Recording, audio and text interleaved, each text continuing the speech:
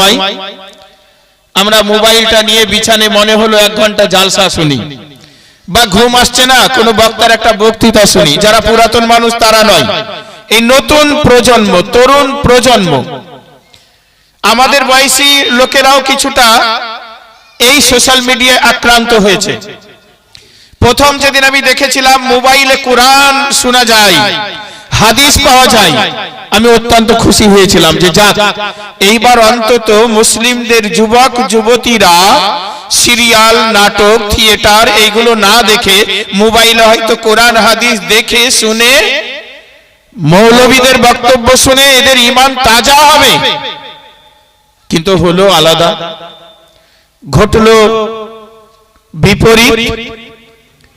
দ্বন্দ্ব শুরু হলো, হোয়াটসঅ্যাপ গ্রুপে গালিগালাজ শুরু হলো, ফেসবুকে সবাই বলছে আমি ফ্রেন্ড, অথচ গালিগালাজ চলছে। কমেন্ট গুলো পড়লে পরে পড়ার মতো আর হয়ে নাই, কারণ কোন একজন বক্তা তার কয়েক মিনিটের বক্তৃতা আপলোড করেছে, না তার পরিচয় জানি, না তার শিক্ষাগত যোগ্যতা জানি, না তার আকীদা জানি, শুধু তার কথা আমাকে ভালো লেগেছে তাই আমি ফলোয়ার। এইরকম ভাবে ফলোয়ার হওয়া ইসলাম শরীয়তে সিদ্ধ নয়। ফলোয়ার নবী করিম সাল্লাল্লাহু আলাইহি ওয়াসাল্লামের হতে হবে। আল্লাহ কোরআনে বলেছেন আতিউল্লাহ ওয়া আতিউর রাসূল, মাইয়াতি রাসূলা ফাকাদ আতাল্লাহ। আল্লাহ এইভাবে আল্লাহর নবীকে মেনে নেওয়ার জন্য অনেক আয়াত কোরআন মাজিদে নাজিল করেছেন। নবী করিম সাল্লাল্লাহু আলাইহি সাল্লামের পরে সাহাবাদেরকে মেনে নেওয়ার আয়াত আল্লাহ তাবারক তাআলা নাজিল করেছেন। সাহাবীদের যারা ছাত্র, তাবায়ে তাবিঈন, তাদেরকে মেনে নেওয়ার জন্য আল্লাহ কোরআন মাজিদে আয়াত নাজিল করেছেন। নবী করিম সাল্লাল্লাহু আলাইহি সাল্লাম বলেছেন 3টে যুগ হচ্ছে যাকে বাংলায় স্বর্ণ যুগ বলা হয়, সৎ যুগ বলা হয়। নবীর যুগ, সাহাবীদের যুগ, তাবিঈদের যুগ। সেই যুগের মানুষেরা সালফে সালিহিন তারা যে মতামত পোষণ করেছে আমাদেরকে সেইগুলো মেনে নিতে হবে, তাদের ফলোয়ার হতে হবে। তারা এখন জীবিত নেই, তাদের মতামত জীবিত আছে। তারা কবরবাসী হয়ে গেছেন, তাদের লিখিত মতামত পুস্তক, কিতাব আকৃতিতে এই পৃথিবীতে বিরাজমান আছে। সুতরাং আমরা সেই কিতাবগুলো নিজে পড়বো, অথবা যারা পড়ে আমরা তাদের কাছ থেকে জানবো। আর যারা যুক্তির বিচারে আপনাকে ইসলাম তুলে ধরে, আমরা তাদের ফলোয়ার হতে পারি না। বর্তমান 2-1টি সমস্যা আমাদের এলাকা বিশেষে আমার বলা উচিত বলে আমি মনে করছি। আমি রিসেন্ট বাংলাদেশে গেছিলাম, আবুধাবিও গেছিলাম, দুবাইও গেছিলাম এবং মক্কা মদিনাও গেছিলাম। আমি এই 2023-এর শেষে আমি এতটা এই দুনিয়ার এতটা অংশ আমি পরিভ্রমণ করে আসলাম। আমি বাংলাদেশে তো অনেক, গোটা বাংলাদেশটা শেষ করা হয়ে গেছে। আমি বাংলাদেশে একটা জালসায় গাইবান্ধা নামে, মারিয়া বলে একটি উপজেলা, গাইবান্ধা জেলা, সেখানে রাত্রিবেলায় আছি। সকালবেলায় উঠে দেখছি পাশের একটা মসজিদে চরম ভাবে ঝামেলা চলছে, চরম ভাবে। কি হয়েছে? তো রাত্রে পাশে একটা জালসা ছিল, সেই জালসায় কোনো একজন বক্তা ফতোয়া দিয়েছে মসজিদের দেওয়ালে, কলাবাগানের মসজিদে, আমাদের মসজিদে, জীবন্তী মসজিদে, পর্বতপুর, কাদিমাধা, পান্থপাড়া, রানীনগর সব মসজিদেই কম বেশি লেখা আছে লা ইলাহা ইল্লাল্লাহু মুহাম্মাদুর, বলুন, এটা বললে 500 বছরের ইবাদতের সমান নেকি পাবেন। লা ইলাহা ইল্লাল্লাহু মুহাম্মাদুর রাসূলুল্লাহ সাল্লাল্লাহু আলাইহি সাল্লাম। এই কলেমাটি লেখা ছিল মসজিদের মিম্বারের উপরে, মিহরাবের উপরে। রাত্রিবেলায় ভেঙে দিয়েছে, সকালবেলায়, সেদিন ছিল জুম্মার দিন, বৃহস্পতিবার দিবাগত রাত্রি পরের দিন শুক্রবার ফজরে মুসল্লিরা, বৃদ্ধ যুবক মুসল্লিরা নামাজ পড়তে গিয়ে দেখছেন মসজিদের ভেতরে বালিতে, কাঁকরে, পাথরে, ভাঙা টাইলসে ওই ইমামের নামাজ পড়ার জায়গাটা ভর্তি হয়ে আছে। কি হলো? পাশে নামাজ পড়ার পর মসজিদের ইমাম সাহেবকে মুসল্লিরা জানতে চাইছেন, রাত্রে বেলায় অমুসলিমরা মসজিদে এসে বোধহয় আমাদের কলেমা ভেঙে দিয়েছে। ইমাম সাহেব জানেন, যার মাথায় টুপি আছে, দাড়ি আছে, পাঁচ ওয়াক্ত নামাজ পড়ে না, শুধু পড়ে না, পড়ায়, জুম্মার দিনে বক্তৃতা করে, সেই মাওলানা গর্ব ভরে বলছে অমুসলিমরা ভাঙেনি, এই কলেমা আমি রাত্রে চিনি হাতুড়ি দিয়ে ভেঙে দিয়েছি। মৌলবী ভেঙেছে, মৌলবী। কেন? যে রাত্রে জালসা শুনতে গেছিলাম, আমাদের বড় মৌলবী ফতোয়া দিয়েছে এটা মসজিদে থাকলে নামাজ হবে না, শিরক হয়ে যাবে। লা হাওলা ওয়ালা কুওয়াতা ইল্লা বিল্লাহ, আস্তাগফিরুল্লাহ। আল্লাহ এই সমস্ত ভুল বিভ্রান্তিকর ফতোয়া থেকে আমাদের হেফাজত করুন, সকলেই বলুন আল্লাহুম্মা আমিন। মুসল্লিরা ধরে নিয়েছে মাওলানাকে, বলছে এই মসজিদ যতদিন তৈরি হয়েছে এখানে শাহপারান, শাহজালাল থেকে শুরু করে 360 ওলি যারা দিন ইসলাম নিয়ে এসেছেন তারা কোনোদিন বাধা দেয়নি। যারা ঘর বাড়ি সবকিছু ত্যাগ করে শুধু আল্লাহর কোরআন আর আল্লাহর নবী, আল্লাহর নবীকে নিয়ে এসে আমাদেরকে দিয়েছিলেন, তাদের থেকে আপনারা বড় হয়ে গেলেন। সকালবেলায় বিচার হবে, এটা কোথায় পেলে? তো আমি জালসায় এসেছি। এটা নিয়ে বাংলাদেশে কেস চলছে, প্রায় সুপ্রিম কোর্ট পর্যন্ত গড়িয়ে গেছে, এবং তারা আজও পর্যন্ত দেখাতে পারেনি কোন কোরআন, কোন হাদিস থেকে যে আল্লাহর রাসূল বা সাহাবী বা তাবাই তাবিন, সালফে সালেহিন বা কোন ইমামগণ বা কোন মুহাক্কিকিন, মুহাদ্দিসিন, মুফাসসিরিন, আবদাল, গাউস, ওলি, আউলিয়া, সালেহিন, মুরসালিন কেউ কোন যুগে এই কথা বলেছেন লা ইলাহা ইল্লাল্লাহু মুহাম্মাদুর রাসূলুল্লাহ সাল্লাল্লাহু আলাইহি সাল্লাম এটা পড়লে লিখলে গুনাহ হবে বা শিরক হবে, এমন কথা কোনোদিন বলেনি। আমরা দুর্ভাগ্যা, আমরা হতভাগা যে আমাদের যুগে এইরকম একটা কথা পৃথিবীতে আবিষ্কার হয়েছে। আমার প্রচন্ড ইচ্ছা ছিল আমি যদি কোনো দিন কাবা শরীফকে ছুঁয়ে চুমা খেতে পারি তা আমি ওই দরজাটার দিকে একবার তাকিয়ে দেখব, কাবা শরীফের গাটাকে আমি ভালো করে পড়ব। কাবা শরীফের ওই মাতাফ বলা হয় যেখানে তাওয়াফ করে, ওই জায়গাটায় গেলে মানুষের আর ডান বাম সামনে পেছন, মেয়ে আছে না ছেলে আছে, বুড়ো আছে না বুড়ি আছে, আর কি লেখা আছে কোথায় এটা খোঁজ করে না মানুষ। ওখানে গেলে একটা আলাদা জগৎ হয়ে যায়। তার মধ্যেও আমি খুব স্ট্রং ছিলাম। প্রথম উমরা করার পরে দ্বিতীয় উমরার শেষে আবার আমি নতুন করে কিছু সময় ব্যয় করেছিলাম শুধুমাত্র গবেষণা করার জন্য। কাবা শরীফের মাগরিবের নামাজ আমাদের এলাকার প্রায় 50 থেকে 60 জন মতো ছেলে আমার সঙ্গে ওই দিন উমরায় ছিল, আমরা 35 জন ছিলাম, প্রায় 100 জনের একটা টিম ছিলাম।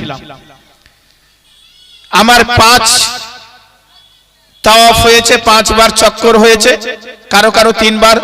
মাগরিবের ওয়াক্ত হয়ে গেল, আমরা তাওয়াফ বন্ধ করে একেবারে কাবা শরীফের পাশেই জায়গা পেলাম, বসে গেলাম।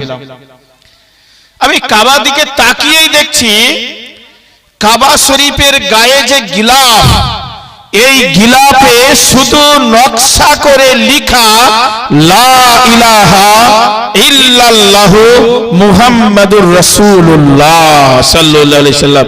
একটু সুবহানাল্লাহ বলবেন না?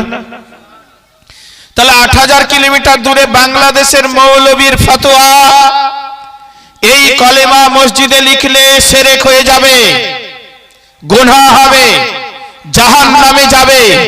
আর আল্লাহ তাআলার কাবা, সেই কাবাতে আমি গুনেছি প্রায় 1200 বারের বেশি বার লেখা আছে এই আমার নবীর নাম লা ইলাহা ইল্লাল্লাহু মুহাম্মাদুর রাসূলুল্লাহ সাল্লাল্লাহু আলাইহি সাল্লাম। আমরা কাকে মানবো? সবাই তো মক্কা উমরা করতে যেতে পারবেন না, আর তাছাড়া সবাই ভাগ্যেও তো সবার নেই, আর সবাই গেলেও তো যে অক্ষর দিয়ে যেভাবে লেখা আছে সাধারণ আরবি পড়া মানুষরা ওটা উদ্ধারও করতে পারবেন না। সাধারণ মানুষরা উদ্ধার করতে পারবেন না।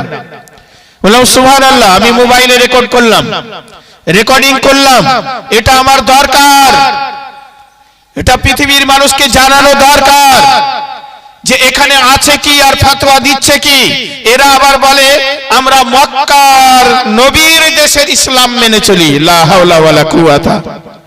নবীর দেশের ইসলাম যারা মানে তারা কোনোদিন নবীর নামের কলেমাকে শিরক বলতে পারে না।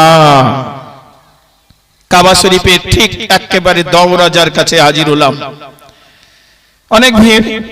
আমাকে ওরা যেহেতু একটা বড় টিম ছিল আমাকে নিয়ে হাজির করলো। আমার দেখার ইচ্ছা যে মসজিদের ডান পাশে আল্লাহ বাম পাশে মুহাম্মদ লিখলে নাকি শিরক হবে। এটা আমাদের এলাকায় খুব চলছে ফতোয়াটা, আপনাদের কাছে যায় কিনা জানি না। আমাদের কাছে হামেশাই, বিশেষ করে আমার গ্রামে ছেলেরা এসে বলছে হুজুর আমাদের মসজিদে লেখা আছে এটাকে শিরক বলছে, এটা তাহলে মুছে দেওয়া উচিত নাকি? বললাম এটা দেখি তো কি আছে। কাবা শরীফের দরজার দিকে চুমো খেয়ে মুনাজাত করার পরে আমি এবার সরব না। আমার পেছনে তো গার্ড আছে, অনেক যুবক ছেলে আছে যারা আমাদের এলাকার, তারা আছে, খুব ভালোবেসেছে তারা আমাকে, অত্যন্ত সম্মান দিয়েছে। যখন কাবা শরীফে নিয়ে আমাকে ঢুকছিল ওই হারাম শরীফে, তা লাব্বাইক আল্লাহুম্মা লাব্বাইক লা শারীকা লাকা লাব্বাইক জোরে জোরে বলতে বলতে ঢুকছে। সব মানুষরা ভাবছিল এটা কোনো রাজা হবে না হলে বাদশা হবে। আমাদের এলাকার ছেলেরা এত সম্মান আমাকে দিয়েছিল। তো সেই জায়গায় আমাকে গার্ড করে দাঁড়িয়ে আছে, পেছনে ভিড় আছে, ওখানে বলবান মানুষ না হলে দাঁড়িয়ে থাকা সম্ভব নয়। তুর্কিদের আর পাকিস্তানিদের গায়ে এত বল, মানে এমন চাপ পাবেন আপনি পালিয়ে যেতে ইচ্ছা করবে। তো আমি দেখতে চাই কাবা শরীফের দরজায় দেখবেন 6টা গোল আছে, 6টা গোল রিং ওই দরজাতে। তার মধ্যে দুটো জায়গায় দুটো গোল দায়রাতে লেখা আছে, ডান দিকে আল্লাহ আর বাম দিকে মুহাম্মদ। সুবহানাল্লাহ। কাবা শরীফের দরজায় যা লেখা থাকে সেইটা আমাদের হিন্দুস্তানের বাংলাদেশের বাংলাতে গিয়ে এটা শিরক হয়ে যায়। তারপরেও তারা দাবি করে আমরা মক্কা মদিনার আসল ইসলাম মেনে চলি। একটু নিচে লেখা দেখলাম, ডান দিককার দরজাতে লেখা আছে লা ইলাহা ইল্লাল্লাহ, আর একদম সরাসরি সেই লাইনেই লেখা আছে মুহাম্মাদুর রাসূলুল্লাহ বাম দিকে দরজায়। মক্কার প্রতিটি গেটে, প্রতিটি হোটেলে, প্রতিটি দোকানে যেখানে গিয়েছি ওদের পতাকায়, এবং যে ওয়াচ টাওয়ার 125 তলা সম্ভবত, সেই ঘড়ি যেখানে আছে ওখানে লম্বা করে একটা লাইটিং এর ব্যবস্থা আছে, তাতেও বারবার ভেসে উঠছে লা ইলাহা ইল্লাল্লাহু মুহাম্মাদুর রাসূলুল্লাহ সাল্লাল্লাহু আলাইহি সাল্লাম। এটা তো মক্কার, আমি সংক্ষিপ্ত করে বললাম। মদিনা গেলাম, মদিনার 360 নম্বর গেট দিয়ে ঢোকার পরেই সর্বপ্রথম যেটা আমি মদিনার জানালার উপরে লেখা দেখলাম সেই লেখাটা হচ্ছে লা ইলাহা ইল্লাল্লাহু মুহাম্মাদুর রাসূলুল্লাহ সাল্লাল্লাহু আলাইহি ওয়াসাল্লাম। প্যারা হাজিরিন, এত সত্য, চরম সত্য, যা বড় বড় অক্ষর দিয়ে আল্লাহর নবী বলেছেন মক্কাতুল মুকাররমার হারাম শরীফে কেউ যদি 1 রাকাত নামাজ পড়ে পৃথিবীর অন্যান্য মসজিদে 1 লক্ষ রাকাত পড়লে যত সওয়াব পাওয়া যায় তত সওয়াব 1 রাকাতে পাওয়া যাবে। আল্লাহর নবী সাল্লাল্লাহু আলাইহি সাল্লাম মদিনাতুল মুনাওয়ারার জন্য বলেছে। হাদিসে বিভিন্নতা আছে, বিভিন্ন রকমের হাদিস আছে, 50,000 25,000, তার মধ্যে আমরা 50,000টাই বলবো। মদিনাতুল মুনাওয়ারার মসজিদে নববী, আল্লাহ তাআলার নবীর মসজিদে যদি কেউ নামাজ পড়েন 1 রাকাত, আমি রিয়াজুল জান্নাতে 45 মিনিটের বেশি ছিলাম, 8 দিন ধরে সেখানে নামাজ পড়েছি, 2টো জুম্মা আমি পড়েছি, 2টো জুম্মাতেই আমি সমবেত মুনাজাত করেছি। আমরা যেভাবে আমাদের ইমাম মুনাজাত করে দেখবেন আমার ফেসবুকে দেওয়া আছে, আমি লাইভ করেছিলাম। যারা বলে এখানে সমবেত মুনাজাতকে বেদাত বলে করে না, তারা তারা মিথ্যা বলে। আমি নিজে করেছি, আমি নিজে সেই মুনাজাতে শামিল ছিলাম। কয়েক হাজার জায়গায়, প্রতিটি ঝাড়বাতিতে এবং রিয়াজুল জান্নার যেখানে ইমাম নামাজ পড়ান, আল্লাহর নবী যে জায়গায় দাঁড়িয়ে নামাজ পড়িয়েছেন, ইমামতি করিয়েছেন, এবং যে জায়গায় ইমাম আজকে দাঁড়িয়ে খুতবা প্রদান করেন, সেই জায়গার উপরে লেখা আছে লা ইলাহা ইল্লাল্লাহু মুহাম্মাদুর রাসূলুল্লাহ সাল্লাল্লাহু আলাইহি সাল্লাম। তাহলে এই যে চরম মিথ্যা প্রচার শুরু হয়েছে, আমাদের যুবকরা এরা মোবাইল দেখে এটা ভেবে নিয়েছে যে নবীর নাম মসজিদে লেখা থাকলে শিরক হয়ে যাবে।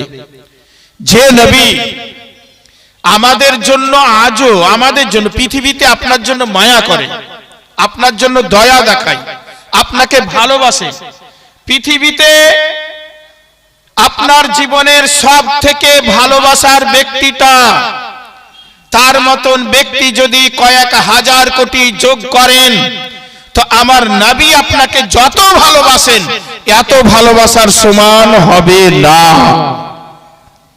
পৃথিবীর মানুষ, আমি আপনাকে ভালোবাসি, টাকা দিতে পারি, বহরমপুরে বিপদে পড়েছেন উদ্ধার করতে পারি, আপনি অসুস্থ হয়েছেন হসপিটাল নিয়ে যেতে পারি। আর আমার নবী কি ভাবছে জানেন? আল্লাহ তাবারাক তাআলা কে বলছেন, ইয়া রাব্বি হাবলি উম্মতি, হে আল্লাহ, হে রব, আপনি আমার উম্মত আমাকে দিয়ে দেন, আমাকে দিয়ে দেন।